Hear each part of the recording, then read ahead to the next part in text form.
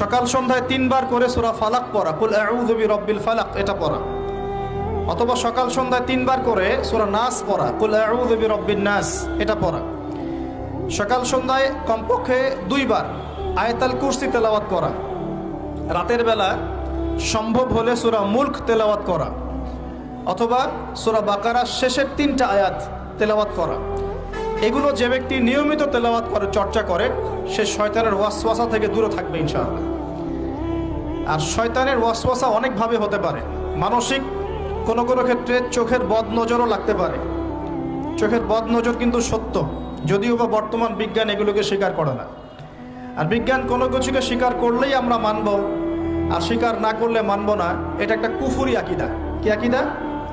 কুফরি আকীদা। বিজ্ঞান, যুক্তি, দর্শন এগুলো আল্লাহর বিধানের আওতাধীন। আল্লাহ পাকের বিধান এবং ওহী বিজ্ঞান, যুক্তি, দর্শনের আওতাধীন নয়।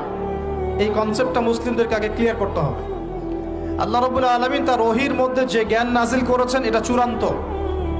কোনো জ্ঞান যদি এর ভিতরে পড়ে যায় সেটা আমরা গ্রহণ করব, যেটা এর বাইরে চলে যাবে সেটাকে গ্রহণ করার প্রয়োজন নাই।